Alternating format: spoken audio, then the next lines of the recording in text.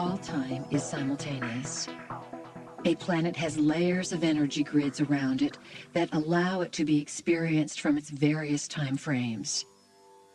In order to enter a planetary body, you must discover the portals or opening that take you into the realities of the planet where sentient life exists. You can land on a world, and it can look completely empty to you if you don't go through a portal. By going through a portal, you access all the different realities and time frames and corridors that run off this portal. So someone can come back to an Earth that existed 200 or 500 years ago. These realities exist.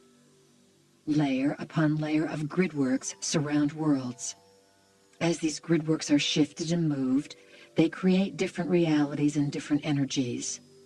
When you move or shift the grids and pass through a portal, you are able to enter worlds of past, present, and future simultaneously. There are many portals on Earth. There is one in the Mexico-Central America area. There is one in the Sinai, and there is one over Tibet. These are three major portals through which energies come and depart the planet. Ancient crystal skulls are often discovered or kept in portal areas. When people maintain guardianship and ownership of a portal, they also have the ability to access the corridors of time. Those in Tibet could look into the future and see that they were to be invaded, so they made preparations for the times that were coming. They could see what their very seeds, the sperm of the Tibetan monks, would be used for. They could also see why their artifacts had to be hidden and that they would have to go into exile. The Tibetans have been working with extraterrestrials for eons. At one time, the region known as the Himalayas was at sea level. Under the mountains of Tibet, there are huge veins of gold and caves filled with crystals. There are artifacts stored there that indicate the ancientness of civilization. Included are many physical bodies that have been preserved. The Tibetans had a predilection for preservation just as the Egyptians did, only they had a different method involving gold. Gold is part of what allows dimensional doorways to be opened. It anchors portals and brings about transmutation and is reserved for more than costumes, crowns, masks, and jewelry. It holds the highest vibration and is a premier conductor of electrical current. When gold is stored or created in great abundance, light portals can be opened and access to other dimensions unfolds. Planted artifacts can purposely divert you from understanding the identities of invisible rulers that you perhaps call gods. Some of the so-called foundation stones of your current world beliefs are not remnants from the past. Distortions can be constructed in the future to plant in the now and appear as if they came from a point a long time ago. Ancient prophecies speak of signs upon earth and signs in the sky. There is a plan within a plan within a plan. There are friends in the sky and beyond, orchestrating layers of influence over and above what you can conceive of now. There are combinations of forces within the crop circles, and you will see them as light geometry dancing around in the air. The glyphs create shifts that will bring data to you.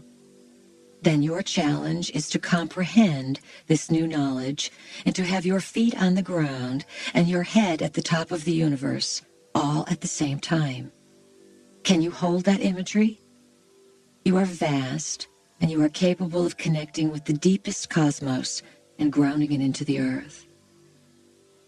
Timelines, the fabric of time, and the tubes that run on this fabric of time are all hooked into primary events. Without a primary event, you cannot hook into a timeline.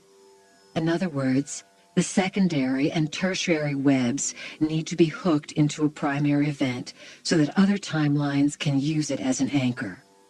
The splitting of the atom was a primary event.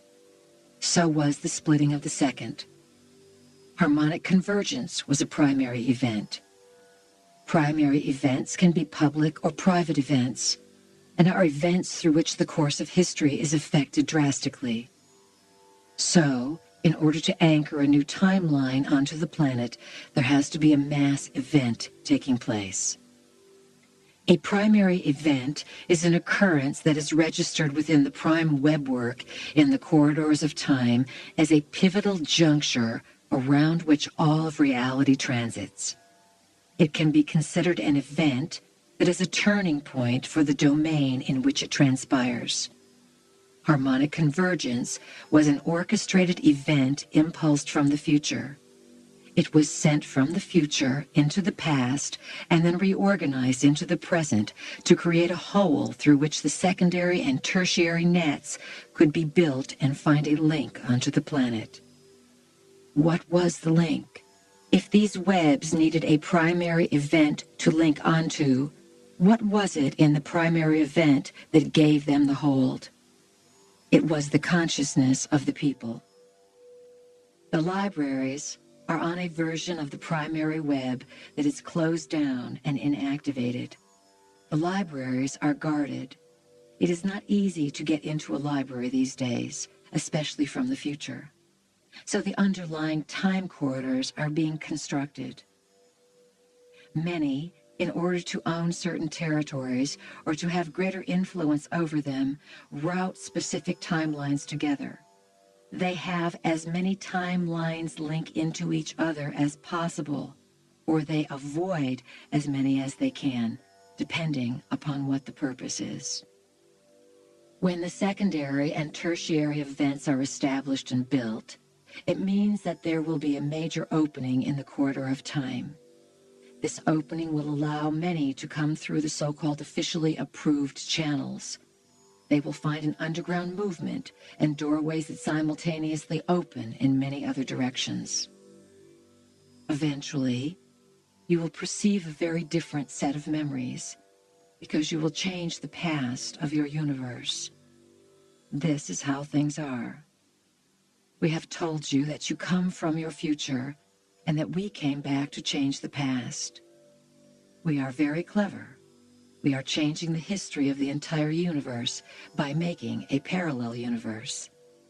This is what parallel universes are. Plans that shift the mechanisms of time from one point by changing the memory and changing the event. You can do the same thing in your own personal life. You can change your past as well. Be flexible as you learn to play the game. The Maya, those master tricksters of time, have left you a number of clues with which to play this game. The Mayan calendar is well worth considering, as it marks a time of ending and a closure at the winter solstice in December 2012. The Maya called themselves daykeepers. We call them keepers of time. They could travel backward, forward, and sideways in time, and their civilization was based upon time travel. Their now became more meaningful because it was their purpose to grow a now that would benefit nows outside of their now. The Maya meant to create the paradigm, the description of what is going to occur, the cycles that your Earth goes through, and the cycles of time that are based on cosmic doorways. The Maya understood that the Earth is involved in a larger system of rotation than just the solar system. The Maya created and defined time in your system based upon their knowing that you were part of much larger cycles. The purpose of the Maya was to come onto the planet to establish a paradigm for the future. All time is simultaneous.